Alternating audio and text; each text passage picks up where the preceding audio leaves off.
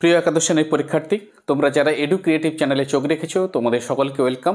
আজ এডুকেশন সাবজেক্টের সেমিস্টার 2 আমরা একটা নতুন ভিডিও আলোচনা করব। আগের ভিডিওতে আমরা ধারণা কাকে বলে, ধারণার বৈশিষ্ট্য এবং ধারণা গঠনের স্তরগুলো সম্পর্কে আলোচনা করেছি।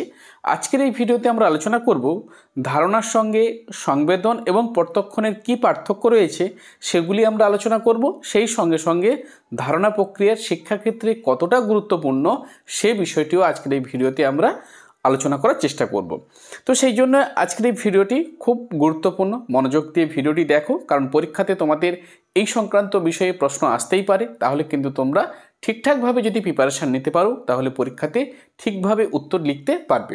তার আগে বলে রাখি, আমি সেমিস্টার 2 এডুকেশন সাবজেক্টের সাজেশান অলরেডি দিয়ে দিয়েছি। অনেকেই তোমরা সেই সাজেশান দেখেছো, যারা দেখোনি তাদের উদ্দেশ্যে বলছি, এই ভিডিও ডেসক্রিপশানে তার লিঙ্ক দেওয়া থাকবে, তোমরা সেই লিঙ্কে প্রবেশ করে সেই ভিডিওটি দেখে নিতে পারো। তাহলে কি হবে, এডুকেশন সাবজেক্টের সেমিস্টার 2তে তোমাদের যে 10 নম্বর, 5 নম্বর এবং 2 নম্বরের যে প্রশ্ন আসছে সে সম্পর্কে তোমাদের একটি স্বচ্ছ ধারণা তৈরি হবে। ফলস্বরূপ পরীক্ষার আগেই তোমরা এই সমস্ত প্রশ্নের উত্তরগুলো ভালো করে তৈরি করে নিতে পারলে পরীক্ষাতে কিন্তু তোমরা খুব ভালো নম্বর পাবে। তো সেই উদ্দেশ্য নিয়েই সাজেশান বানানো হয়েছে। সাজেশানটি দেখো, যদি কোনো সমস্যা থাকে তোমরা অবশ্যই কমেন্ট করতে পারো, আমি তার যথাযথ উত্তর দেওয়ার চেষ্টা করব। এবং আমি চেষ্টা করব সাজেশানে যে সমস্ত প্রশ্নগুলো রয়েছে সমস্ত প্রশ্ন তোমাদের সামনে ভিডিও আকারে তুলে ধরার জন্য প্রশ্নের উত্তর। তাহলে কি হবে, তোমরা সেই সমস্ত প্রশ্ন উত্তরগুলো খাতায় তুলে নিয়ে ভালো করে তৈরি করলে পরীক্ষায় তোমরা অবশ্যই ভালো নম্বর পাবে। তাহলে আজকের যে টপিক নিয়ে আমরা আলোচনা করব তা হলো সংবেদন, প্রত্যক্ষণ এবং ধারণার মধ্যে কী পার্থক্য রয়েছে সেই বিষয়গুলো আমরা আজকের এই ভিডিওতে উল্লেখ করব। তাহলে কি বলা হচ্ছে, ধারণা হলো, অর্থাৎ ধারণা সম্পর্কে আমরা আগের ভিডিওতে আলোচনা করেছি। আজকের এই ভিডিওতে আমরা একটু দেখব, তারপরে শিক্ষাক্ষেত্রে ধারণার কী সম্পর্ক রয়েছে সেটাও আমরা আলোচনা করব। বলছি, মনের মধ্যে গঠিত কোনো একটি নির্দিষ্ট বস্তু, অভিজ্ঞতা বা ভাবনার বিমূর্ত চিত্র বা জ্ঞান, এটি সাধারণ প্রত্যক্ষণ অভিজ্ঞতা বা সংবেদন থেকে প্রাপ্ত তথ্যের উপর ভিত্তি করে একটি বিমূর্ত মানসিক অবস্থা। ধারণা হলো মানসিকভাবে উপলব্ধি স্তরের পরবর্তী ধাপ, যেখানে ইন্দ্রিয় বা প্রত্যক্ষ অভিজ্ঞতাকে মানসিকভাবে সংরক্ষণ ও সাধারণীকরণ করা হয়। তাহলে এক কথায় যদি আমরা বলি যে জ্ঞান অর্জনের সবথেকে গুরুত্বপূর্ণ প্রক্রিয়া কিন্তু ধারণা। কারণ কি না, ধারণা গঠন ছাড়া কোনো বস্তু বা ঘটনা সম্পর্কে কখনোই আমরা কিন্তু পরিপূর্ণ জ্ঞান অর্জন করতে পারি না। কারণটা কি না, কারণ হচ্ছে কি সেই জন্যই কিন্তু আজকের দিনে অনেক মনোবিদ কি মনে করেন যে ধারণাকে সমস্ত রকম শিখনের মৌলিক ভিত্তি হিসেবে তারা কিন্তু চিহ্নিত করার চেষ্টা করেছেন। কারণ একটি বিষয়, অর্থাৎ কোনো একটি শ্রেণীর অন্তর্গত বিভিন্ন বস্তুর মধ্যে যে সাধারণ বৈশিষ্ট্য বর্তমান রয়েছে সেই বৈশিষ্ট্য বর্তমান তার সম্পর্কে জ্ঞান বা জানাকেই কিন্তু আমরা ধারণা বলছি। কিন্তু এই যে ধারণা, তাহলে জ্ঞান অর্জনে যদি আমরা 3টি স্তর দেখি তাহলে সংবেদন, প্রত্যক্ষণ, তারপর আসছে ধারণা। তাহলে এই 3টি স্তরের মধ্যে কি পার্থক্য রয়েছে বা 3টি স্তর একে অপরের থেকে কোনখানে বা কোন দিক থেকে পৃথক সেটি আমরা আজকের এই ভিডিওতে আলোচনা করব। দেখো, পার্থক্য আমি তোমাদের সামনে ছক আকারে তুলে ধরেছি। এইভাবে তোমরা পরীক্ষাতে লিখতে পারো বা তোমরা পয়েন্ট করেও লিখতে পারো। পরীক্ষাতে 2 নম্বরের প্রশ্ন আসতে পারে বা পারস্পরিক সম্পর্কও আসতে পারে, সেই সমস্ত বিষয়গুলো তুলে ধরা হয়েছে। তাহলে কি, সংবেদন, প্রত্যক্ষণ এবং ধারণা হলো মানসিক প্রক্রিয়ার 3টি পর্যায়, যা মানব অভিজ্ঞতা এবং জ্ঞান অর্জনের জন্য অত্যন্ত গুরুত্বপূর্ণ। এগুলির মধ্যে পার্থক্য নিম্নরূপ। তাহলে পার্থক্য এইভাবে তোমরা ছক করে সাজিয়ে লিখতে পারো। তাহলে পার্থক্যে প্রথমে আমরা কি দেখব, সংজ্ঞা। তাহলে সংজ্ঞাতে আমরা কি দেখতে পাচ্ছি, বলছে সংবেদন হলো বাহ্যিক পরিবেশ থেকে ইন্দ্রিয়সমূহের মাধ্যমে প্রাপ্ত তথ্য বা উদ্দীপনাকে মস্তিষ্কে প্রাথমিকভাবে, এই বিষয়টি কিন্তু আমাদেরকে খুব গুরুত্বভাবে মনে রাখতে হবে, প্রাথমিকভাবে গ্রহণ করার প্রক্রিয়া। এটি ইন্দ্রিয় অঙ্গ প্রত্যঙ্গগুলি সরাসরি প্রতিক্রিয়া। তাহলে কি, এক কথায় বলতে গেলে বাইরের পরিবেশ থেকে ইন্দ্রিয়ের মাধ্যমে বা বিভিন্ন পঞ্চ ইন্দ্রিয়ের মাধ্যমে যে বিভিন্ন তথ্য বা উদ্দীপনাকে আমরা মস্তিষ্কে প্রাথমিকভাবে প্রেরণ করছি তাকেই বলা হচ্ছে গিয়ে সংবেদন। তাহলে তার পরবর্তী স্টেপ প্রত্যক্ষণ। কেমন, বলছি প্রত্যক্ষণ হলো সংবেদন থেকে প্রাপ্ত তথ্যকে মস্তিষ্কের মাধ্যমে প্রক্রিয়াকরণ এবং অর্থবহভাবে বোঝার প্রক্রিয়া। তাহলে দেখো, জাস্ট আমরা উদ্দীপনা বা তথ্য মস্তিষ্কে প্রেরণ করলাম, কিন্তু সেই তথ্য যখন মস্তিষ্কে প্রক্রিয়াকরণ হচ্ছে এবং অর্থবহভাবে আমাদের বা তার একটা অর্থ রয়েছে বা তাকে সেইভাবে আমরা বুঝতে শিখছি, সেটি কিন্তু তখন হয়ে গেল প্রত্যক্ষণ। কি বলছে, ইন্দ্র থেকে আসা তথ্যকে সাজিয়ে তোলা এবং তাকে বুঝতে পারার মানসিক কার্যক্রম হলো প্রত্যক্ষণ। এবার ধারণা কি না, ধারণা তার পরবর্তী স্টেপ। তাহলে কিভাবে যাচ্ছে দেখো, বলছে ধারণা হলো প্রত্যক্ষণের মাধ্যমে প্রাপ্ত অভিজ্ঞতাকে মস্তিষ্কে সংরক্ষণ এবং মনের মধ্যে একটি ভাবনা হিসেবে গঠন করার প্রক্রিয়া।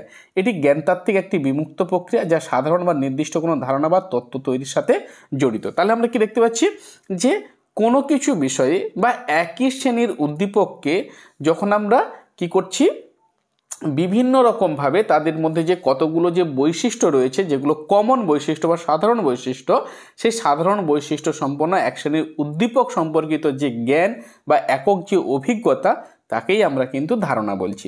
তাহলে আমরা জ্ঞান অর্জনের ক্ষেত্রে আমরা কি দেখতে পারি, প্রথম প্রক্রিয়া আসছে সংবেদনের পরেই আসছে গিয়ে প্রত্যক্ষণের পরে আসছে গিয়ে ধারণা।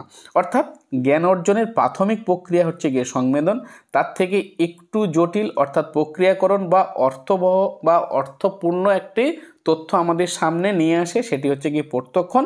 এবং ওই ধারণা কি না, ওই অর্থপূর্ণ যে তথ্য তা সম্পর্কে আমরা পুঙ্খানুপুঙ্খভাবে জানা বা পুঙ্খানুপুঙ্খভাবে সেই বিষয় সম্পর্কে আমরা জ্ঞান অর্জন করি, তাকেই আমরা কিন্তু ধারণা বলছি। তাহলে হয়েছে।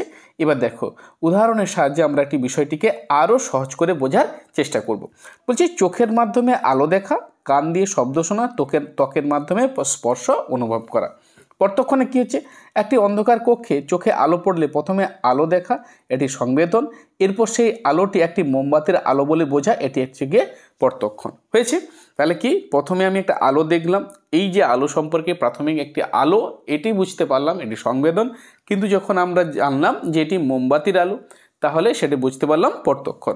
এবার কি, এই মোমবাতি দেখে মস্তিষ্কে আলো, আগুন, শক্তি বা উষ্ণতার ধারণা তৈরি হচ্ছে। তাহলে কি, এটি যে মোমবাতির আলো, এটি যে কোনো কাঠের আলো নয় বা কোনো বাল্বের আলো নয় বা কোনো বৈদ্যুতিক আলো নয়, সেই বিষয় সম্পর্কে যখন আমরা ধারণা করলাম বা জ্ঞান অর্জন করলাম, পৃথক করতে পারলাম একে অপরের থেকে, তখন কিন্তু আমাদের ধারণা তৈরি হলো। তাহলে হয়েছে।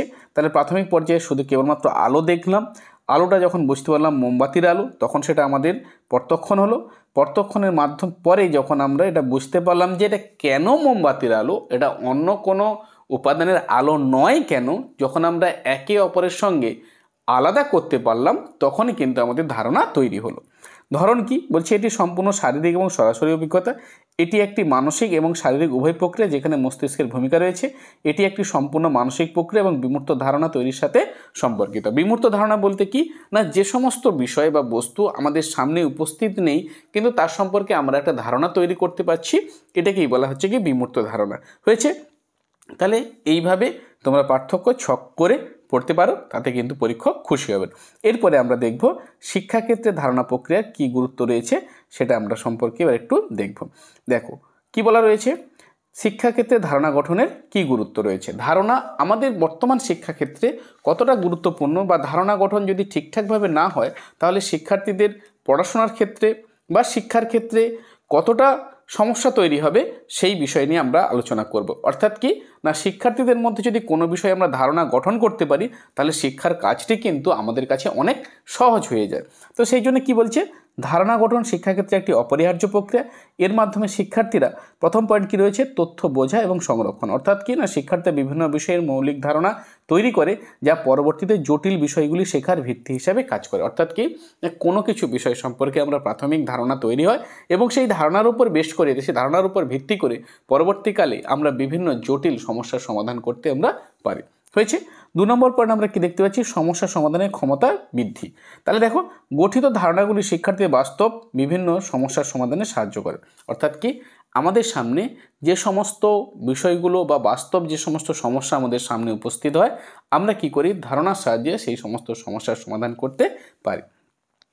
3 আবিষ্কার ও সৃজনশীলতা বৃদ্ধি পাওয়া।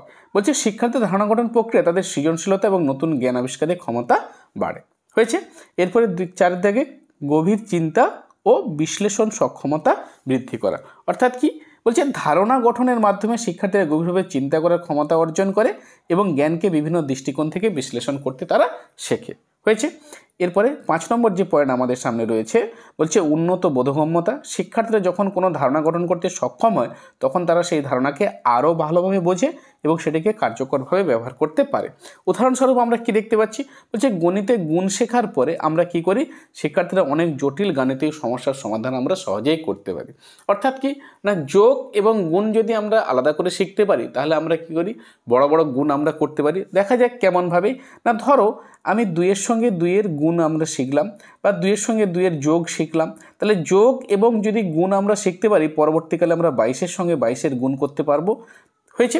তাহলে এইরকমভাবে বিষয়গুলো কিন্তু আমাদের সামনে, অর্থাৎ ছোট ছোট ধারণা যখন আমাদের তৈরি হয় সেগুলো বৃহত্তর ক্ষেত্রে জটিল যখন ধারণা বা সমস্যা আমাদের সামনে উপস্থিত হয় আমরা তার সমাধান করতে পারি। আর কি রয়েছে না, দেখো বলছে এখানে জটিল দীর্ঘমেয়াদী স্মৃতি এবং গভীর শেখা। বলছে ধারণা গঠন শিক্ষার্থীদের জ্ঞানকে তাদের দীর্ঘমেয়াদী স্মৃতিতে ধরে রাখতে সহায়তা করে, কারণ শিক্ষার্থীরা যেসব বিষয়কে নিজেরা আবিষ্কার করে তা তাদের মস্তিষ্কে দীর্ঘস্থায়ীভাবে কাজ করে বা থাকে। তার অর্থাৎ কি না, কোনো কিছু বিষয়ে শিক্ষার্থীরা যখন হাতে নাতে কাজ করে সেই বিষয়ে যখন তারা ধারণা তৈরি হয়, সেই ধারণা তাদের মস্তিষ্কে সংরক্ষিত হয় দীর্ঘ সময় ধরে। ফলস্বরূপ কী হয়, তাদের বিভিন্ন বিষয়ে বা বিভিন্ন জটিল সমস্যার সমাধান করতে তাদের সাহায্য করে। সাথে কি বিজ্ঞান, গণিত এবং ভাষা শিক্ষার সফলতা। বলছে ধারণা গঠন প্রক্রিয়ায় বিজ্ঞান, গণিত, ভাষা এবং অন্যান্য বিষয়গুলিতে কার্যকরী ভূমিকা পালন করে, কারণ সবগুলো বিষয়েই বিভিন্ন স্তরের ধারণা গঠন প্রয়োজন হয়ে থাকে। হয়েছে? তাহলে দেখো এই 7টি পয়েন্ট তোমরা খুব সুন্দর করে একেবারে পয়েন্টগুলো আমি ছোট ছোট করে তোমাদের সামনে উপস্থাপন করেছি, যাতে পরীক্ষায় তোমরা খুব সুন্দরভাবে এই পয়েন্টগুলো ধরে ধরে পরীক্ষার খাতায় লিখতে পারো। এবার যারা পারবে তাদের জন্য আরও একটু নতুন তথ্য আমি এখানে দিয়েছি, সেই বিষয়টি যদি তোমরা উল্লেখ করতে পারো পরীক্ষক কিন্তু খুব খুশি হবেন।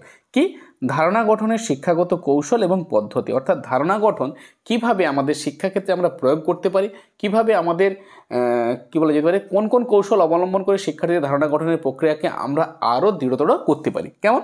বলছে নির্মিতিমূলক শিখন, যেটাকে আমরা কনস্ট্রাকটিভ লার্নিং বলি। বলছে কনস্ট্রাকটিভ লার্নিং তত্ত্ব অনুসারে শিক্ষার্থীরা নতুন ধারণা গঠনের জন্য তাদের পূর্বের অভিজ্ঞতা ও জ্ঞান ব্যবহার করে। অর্থাৎ কি না, কোনো কিছু বিষয়ে নতুন যখন ধারণা তৈরি করতে যাচ্ছে শিক্ষার্থী, তখন তার পূর্বের অভিজ্ঞতা এবং তার জ্ঞানকে কিন্তু সে ব্যবহার করে থাকে এখানে। এই জন্য কী বলা হচ্ছে, এখানে শিক্ষক শিক্ষার্থীদের গাইড করে, কিন্তু শিক্ষার্থীদের নিজেদেরই নতুন ধারণা আবিষ্কার করতে উৎসাহিত করেন। কৌশল কেমনভাবে হওয়া উচিত? সমস্যা ভিত্তিক শেখা, অর্থাৎ প্রবলেম বেসড লার্নিং। অর্থাৎ কি না, শিক্ষার্থীদেরকে কোনো সমস্যা তাদের সামনে উপস্থাপন করা বা সমস্যার মাঝে ফেলে দেওয়া, তারা নিজেরা কাজ করে সেই সমস্যার সমাধান করতে পারবে, অর্থাৎ কোনো বিষয়ে নতুন ধারণা তাদের মধ্যে তৈরি হবে। আর কি, প্রকল্প ভিত্তিক শেখা, প্রজেক্ট বেসড লার্নিং। তোমরা জানো আজকে তোমাদের 11-12 শুধু তাই নয়, 9-10 থেকে আমরা কিন্তু প্রজেক্ট এই পদ্ধতি বা এই মেথডটা কিন্তু আমরা অ্যাপ্লাই করছি। তো এটিও কিন্তু শিক্ষার্থীদের কোনো বিষয়ে একটা স্বচ্ছ ধারণা তৈরি করতে সাহায্য করে থাকে। 2 নম্বর হচ্ছে সামাজিক শিখন, সোশ্যাল লার্নিং। সামাজিক শিক্ষার মাধ্যমে শিক্ষার্থীরা বিভিন্ন বিষয়ের অভিজ্ঞতা এবং ধারণা থেকে শেখে। একে বলা হয় ভাইগটস্কির জোন অফ প্রক্সিমাল ডেভেলপমেন্ট। এগুলো হয়তো তোমাদের কাছে আননোন মনে হচ্ছে, আমি বলছি যারা পারবে তারা করবে, যারা পারবে না উপরের 7টি পয়েন্ট খুব ভালো করে লিখবে। শিক্ষার্থীরা সহপাঠীদের এবং শিক্ষকদের এবং অভিজ্ঞ ব্যক্তিদের কাছ থেকে ধারণা গঠনের পদ্ধতি শেখে। কীরকমভাবে, এর কৌশল কী, বা এই ধারণা বিষয় বা এই ধরনের বিষয়গুলোকে অবলম্বন করে আমরা কিভাবে ধারণা তৈরি করতে পারি না, এক গ্রুপ ডিসকাশন, অর্থাৎ দলগতভাবে সবাইকে নিয়ে কোনো কিছু বিষয় সম্পর্কে আমরা আলাপ আলোচনা করতে পারি, আর সহশিক্ষার কার্যক্রম তৈরি করতে পারি, অর্থাৎ বিভিন্ন ক্ষেত্রে আমরা সহশিক্ষার কার্যক্রম আমরা তৈরি করতে পারি। আর কি রয়েছে দেখো, অধিজ্ঞান, যেটাকে আমরা মেটাকগনিশন বলছি। বলছে শিক্ষার্থীরা কিভাবে শিখছে এবং তাদের চিন্তন প্রক্রিয়া কীভাবে কাজ করছে তা বোঝা মেটাকগনিশনের একটি প্রধান দিক। বলছে ধারণা গঠনে মেটাকগনিশন কৌশল শিক্ষার্থীদের নিজেদের শেখার পদ্ধতি সম্পর্কে সচেতন হতে হয় এবং নিজেদের উন্নত করতে সাহায্য করে। কৌশল কি? স্বপর্যালোচনা এবং জার্নালিং।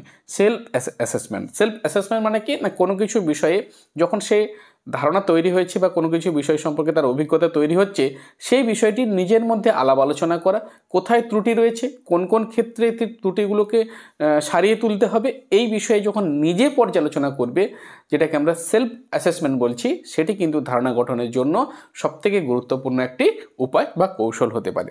হয়েছে? তাহলে এইগুলো ছিল কৌশল, যে কৌশলগুলো অবলম্বন করে শিক্ষার্থীদের যে ধারণা তৈরি হচ্ছে সেই ধারণাকে আমরা আরও পাকাপোক্ত করতে পারি। হয়েছে? তাহলে এবার সবশেষ এই কারণে শিক্ষাক্ষেত্রে ধারণা গঠন শিক্ষার্থীর মানসিক বিকাশ এবং শেখার সফলতার একটি গুরুত্বপূর্ণ অংশ। তাহলে এই ছিল গিয়ে আজকের এই ভিডিওতে। তাহলে ধারণা, সংবেদন, প্রত্যক্ষণ এবং ধারণার মধ্যে কী পারস্পরিক কী পার্থক্য রয়েছে এবং শিক্ষাক্ষেত্রে ধারণা গঠনের কী গুরুত্ব রয়েছে সেই বিষয় নিয়ে আমরা আলোচনা করলাম। আশা করি ভিডিওটি তোমাদের কাছে যথেষ্ট মনোগ্রাহী হয়েছে, তথ্যপূর্ণ হয়েছে।